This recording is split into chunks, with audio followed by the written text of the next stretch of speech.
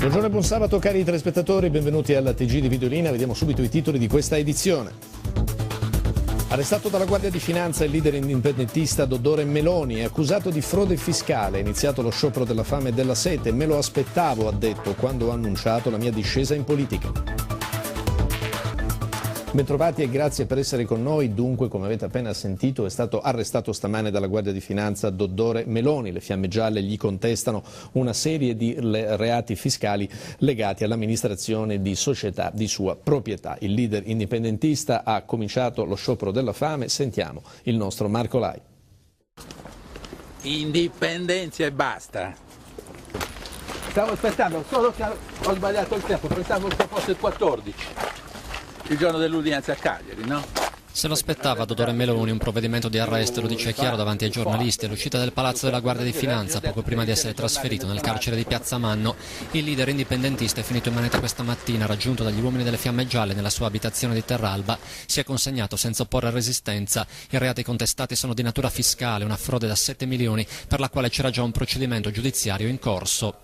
La misura restrittiva è proprio motivata dai procedimenti che erano già in corso, perché ci si è resi conto che limitarsi a un PV di constatazione, quindi una contestazione di carattere fiscale, con i seguiti di carattere giudiziario che si sostanziano in sequestri, non era sufficiente per fermare l'attività criminosa fiscale del Meloni. Sempre in atto, siamo già in sciopero della fame e della sete.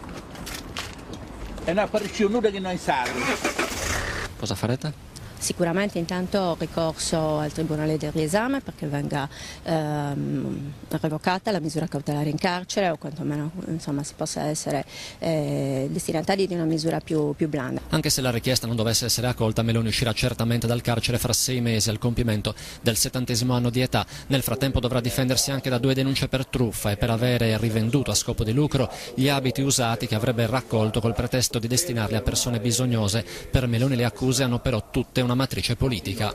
Dodore Meloni stamattina quando siamo andati ci ha detto vi hanno mandato, ho detto guardi non ci hanno mandato nel senso che la richiesta l'avevamo fatta noi e la richiesta è motivata con l'attività di nostra stretta competenza di carattere fiscale. Se ci sono motivazioni più ampie, a me sollecitazioni in questo senso non sono pervenute. Una vita per la Sardegna indipendente, ecco il profilo di Dodore Meloni tracciato da Giacomo Serrelli. Il giorno di Ferragosto era tornato a Mal di Ventre insieme ai componenti del governo dell'autoproclamata Repubblica di Maluento a 4 anni dalla prima occupazione dell'isola. 4 giorni fa aveva così nominato un giovane studente universitario nuovo ministro degli esteri, ma si era parlato anche della raccolta di firme per il referendum sull'indipendenza, dopo che lo scorso giugno l'ufficio regionale aveva dichiarato inammissibile la richiesta presentata dal suo movimento.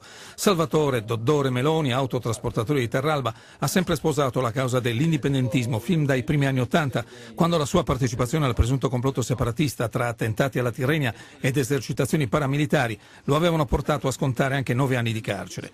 Una causa alimentata dal partito indipendentista sardo, il Paris, da lui fondato, e che si preparava a rilanciare annunciando la sua prossima partecipazione alle elezioni regionali.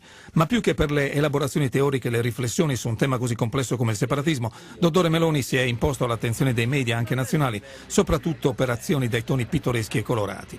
Non solo 4 anni fa la proclamazione della Repubblica sancita con la bandiera iconograficamente densa di simbologie piantata su una roccia di Cala Nuraga nel sud dell'isola di Mal di Ventre.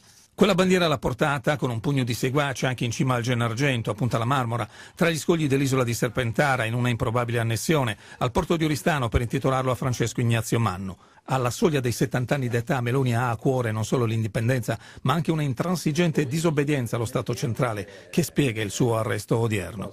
Io come indipendentista non accetto la sovranità dell'Italia e infatti ho fatto lo slogan che cominciamo come indipendenza la rivolta fiscale, ma è un soldo assustato.